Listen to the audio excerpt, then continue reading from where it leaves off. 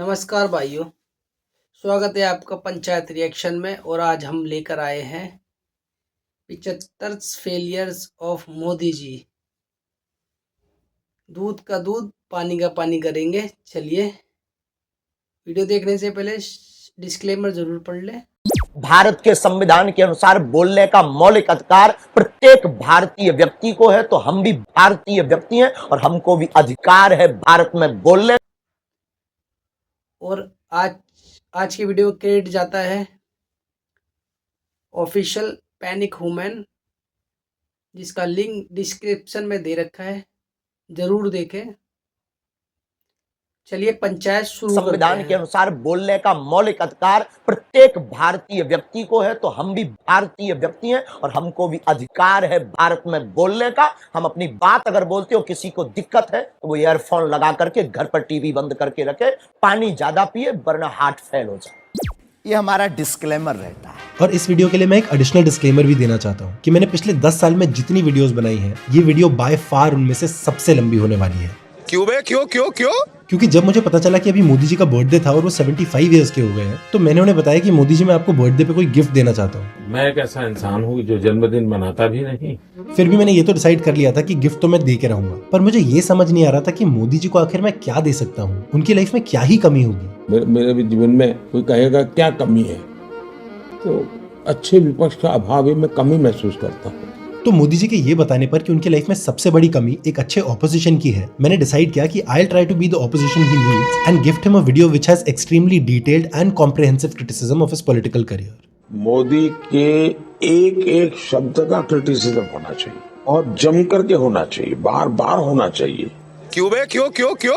इससे कमियां दूर होती हैं, अच्छाइयां उभर करके धीरे धीरे डेवलप होती हैं। और इसीलिए मैं मोदी जी को कॉन्स्टेंटली अपनी वीडियोस के थ्रू क्रिटिसाइज करता रहता हूँ, ताकि वो अपनी कमियों को दूर करके अच्छाइयों को डेवलप कर पाए। You're right. और इसलिए मेरी हर वीडियो पब्लिश होने के बाद विदाउट फेल मोदी जी ने मेरे डीएम्स में स्लाइड इन करके मुझे हमेशा याद दिलाया है कि आप जो मेरी आलोचना करते हैं वो मेरे लिए बहुत बड़ा खजाना है, वो मेरे लिए गोल्ड माइन है। इसलिए मैंने इस वीडियो में कंपाइल किए हैं मोदी जी के 75 गोल्ड माइंड मोमेंट्स। और होपफुली ये वीडियो देखने के बाद आप मोदी जी की रियलिटी अच्छी तरीके से जान जाएंगे और आपको असली मोदी के दर्शन होंगे। मेरा उनका दर्शन हुआ, मैं धन्य हो गई। दर्शन हुआ, उनका दर्शन हुआ। और ट्रूएस्ट सेंस में मोदी जी के दर्शन करने का टाइम आ चुका है, क्योंकि पिछले 11 साल से कंप्लीट मीडिया कंट्रोल के थ्रू मोदी जी की एक बहुत ही केयरफुली क्राफ्टेड इमेज हमारे सामने पेश की गई है। तो मुझे देश के सामने आपको बेनकाब करना बहुत जरूरी है।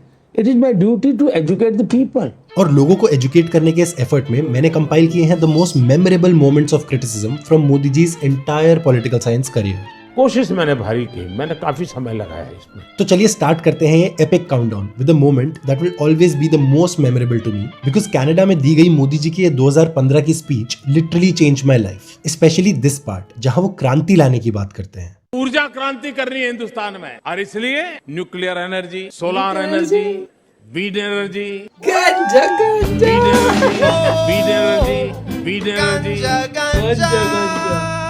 बहुत बहुत मुबारका। तो ये 16 सेकंड की meme video was the first ever political video I created and uploaded, और उसके बाद मैं कभी नहीं रुका। तो यही तो मेरा काम है। तो विंड को मिस प्रोनाउंस करके मेरी लाइफ में डिसेंट की एनर्जी भर देने के लिए I really want to thank आदरणीय प्रधानमंत्री श्री नरेंद्र मोदी जी। तो चलिए चलते हैं गोल्ड माइंड मोमेंट नंबर 2 की तरफ, which has 2 more epic slips of tongue by आदरणीय मोदी जी।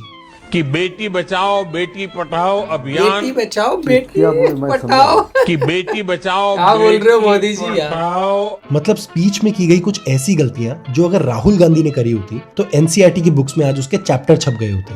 I believe that investigating in a girl क्या बोल child रहे हो यार Modi lifts ji? up the entire family. ये क्या बोले, मैं समझा नहीं। Investigating in a girl child. और इसे कहते हैं Freudian slip ultra pro max, which takes us to moment number 3, the Snoopgate scandal of Amit Shah and Modi ji. Cobra post और गुलेल.com इन 2 खोजी वेबसाइटों ने पर्दाफाश किया है कि गुजरात की बीजेपी सरकार ने एक महिला की जासूसी की है। मतलब गुजरात के सीएम रहते मोदी जी पर एक जवान लड़की को स्टॉक करने के एलिगेशंस लगे थे, और ये एलिगेशंस लगाए थे गुजरात के एक बहुत ही हाई रैंकिंग आईएएस ऑफिसर ने। मैं उस वक्त डीएम भुज था, तो स्टेज के ऊपर इनको पहली बार मुख्यमंत्री से इंट्रोड्यूस करा गया। इस दिन को हिल गार्डन का इनॉग्रेशन था। तब तक इस लड़की को मेरे में इतना कॉन्फिडेंस था कि हर बात बताती थी। जब इसने मुझे कुछ एसएमएस दिखाए, बिल्कुल फ्रिवलस एसएमएस थे। मतलब मुख्यमंत्री के पास ऐसे एसएमएस भेजने का टाइम भी होगा ये भी कोई सोच नहीं सकता है। और इस स्नूपगेट की न्यूज सबसे पहले विद एविडेंस तब बाहर आई जब गुजरात में चल रहे फेक एनकाउंटर केसेस में एक हाई रैंकिंग पुलिस ऑफिसर पकड़ा गया और उस केस के इन्वेस्टिगेशन के दौरान कुछ ऑडियो टेप सामने आई जो खुद इस पुलिस ऑफिसर ने रिकॉर्ड करी थी, जहां तब के गुजरात होम मिनिस्टर अमित शाह इस पुलिस ऑफिसर से उस लड़की पर चल रही जासूसी की मिनट मिनट की खबर ले रहे हैं। The Gujarat police apparatus used its sweeping powers to rigorously monitor every private moment, every personal conversation. Strict orders were given to closely observe and profile all those who met her. Shah was particularly interested in knowing the men that Madhuri was meeting. Shah even wanted to know who Madhuri was dating or planning to get engaged to. In tapes में record हुई कई घंटों की conversations में अमित शाह बार बार एक साहिब का नाम लेते हैं, जिनके कहने पे इस लड़की की लाइफ की छोटी से छोटी मूवमेंट को ट्रैक किया जा रहा था। Listening to the conversations, it appears that as far as the people involved in the operation were concerned, there was no confusion as to who this Sahib was. On Snoopgate, my question to you is, you have worked with Amit Shah for a very long time. Do you believe the voices that of Amit Shah? जो आज छोकरो जो आओ ना जी जी जी जी sir sir को ध्यान दे बिल्कुल बिल्कुल तो શું સાહેબ ને માહિતી તો મળે જ છે પછી આપણો બધું છિદ્રો દેખાય जी जी sir. Can you identify that voice as his voice in the tapes? Supreme court इस बात को देख रही है, सुप्रीम कोर्ट देख रही है। What is your view? Snoopgate में आप सुप्रीम कोर्ट चले जाइए, पहले उसको इधर मत लाइए, बोल दिया मैं। और आपका काम ये नहीं है यार, ये इस प्रकार से मुझे फंसाना है, इसके लिए आप इंटरव्यू नहीं देते। ये तरीका ठीक नहीं है, ये तरीका ठीक नहीं है। एंड देन सरप्राइजिंगली और rather not so surprisingly, Modi ji अकेले इंसान नहीं थे जो अपनी डिफेंस में बाहर आए। खुद स्टॉक की गई लड़की के फादर ने एक स्टेटमेंट देते हुए कहा कि उन्होंने खुद मोदी जी को अपनी बेटी पर नजर रखने के लिए कहा था फॉर सिक्योरिटी रीजंस, और वो भी कोई रिटर्न एप्लीकेशन या ऑफिशियल मीन्स के थ्रू नहीं, बल्कि सीएम मोदी को एक बार ओरली कहा था। तो मेरे हिसाब से इसके दो ही मतलब हो सकते हैं, या तो वो मोदी जी के बेस्टी थे और या तो उस लड़की के फादर मोदी और शाह की पावर से डरे हुए थे। पूरा ही डरा हुआ महकमा है गुजरात में, and I can stay this on oath. ये जो गुड गवर्नेंस की जो बातें हैं बिल्कुल गलत बातें हैं। There is no good governance, there is governance of fear, डर की गवर्नेंस है। It is one of the most vicious environment in the country. अब मोदी जी के गुजरात मॉडल का सबसे विशियस रूप तो 2002 के एंटी मुस्लिम वायलेंस में देखने को मिला था, जहां पर 3 दिनों में 1000 से 2000 भारतीय मुसलमानों को मौत के घाट उतार दिया गया था। गुजरात के एक सीनियर पुलिस ऑफिसर और एक सीनियर एक्स बीजेपी मिनिस्टर ने इस वायलेंस में मोदी जी का डायरेक्ट इन्वॉल्वमेंट होने के आरोप लगाए थे, पर 2022 में सुप्रीम कोर्ट ने एसआईटी का जजमेंट अपहोल्ड करते हुए मोदी जी को क्लीन चिट दे दी, ये कहते हुए कि उनके अगेंस्ट कुछ क्लियर एविडेंस नहीं मिला। और मुझे बहुत अच्छा लग रहा है कि आज जिन लोगों ने भी मोदी जी पर आरोप लगाए थे, अगर उनकी अंतरात्मा है तो उन्होंने मोदी जी की और भारतीय जनता पार्टी की क्षमा मांगनी चाहिए।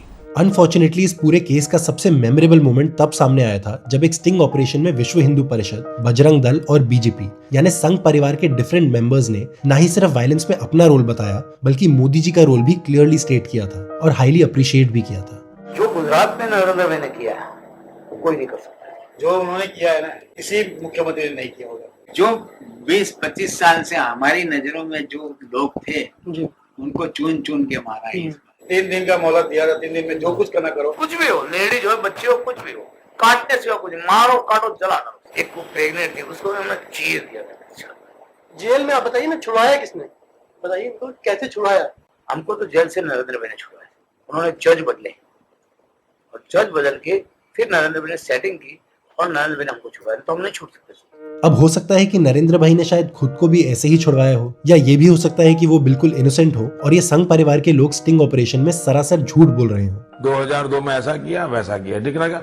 तो मुझे लगता है कांग्रेस के दिमाग में मुस्लिम वोट बैंक है। मीडिया के भी जो हमारे सेकुलर फौज है, कुछ लोगों को उसी बातों को लेकर के विदेशों से पैसे मिलते हैं। जो उन्होंने किया है ना, किसी मुख्यमंत्री ने नहीं किया होगा। 3 दिन का मोहलत दिया था, 3 दिन में जो कुछ करना करो। हमको तो जेल से नरेंद्र भाई ने छुड़ाया। पंचायत की सदस्य भी ले सकते हैं। अब समय आ गया है, आप भी माफी मांग लें। ऐसा लगता है कि आपको किसी चीज के लिए पश्चाताप करना है। Please subscribe.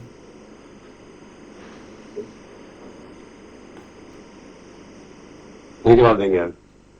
पर ऐसा नहीं है कि मोदी जी ने माफी मांगने वाले सवाल का कभी जवाब नहीं दिया। He had told the nation to never forgive him. अगर पाप किया है तो माफी मांग करके माफ करने का तरीका क्या है? माफ मोदी को करना ही नहीं चाहिए, कतई नहीं करना चाहिए। छोटी सी भी गुनाह या गलती ध्यान में आती है, चौराहे पर फांसी देनी चाहिए। ये क्या बोले मैं समझा नहीं। चौराहे पर खड़े रख करके मोदी को फांसी देनी चाहिए। तो अगर आपको ये डायलॉग थोड़ा सुना सुना लग रहा है तो वो इसलिए है क्योंकि यही चौराहे पे खड़ा करके सजा देने वाली लाइन मोदी जी ने डिमोनेटाइजेशन के डिजास्टर को डिफेंड करते हुए भी यूज की थी। मैंने सिर्फ देश से 50 दिन मांगे हैं, 50 दिन। अगर 30 दिसंबर के बाद कोई मेरी कमी रह जाए, कोई मेरी गलती निकल जाए, कोई मेरा गलत इरादा निकल जाए, आप जिस चौराहे में मुझे खड़ा करेंगे मैं खड़ा होकर के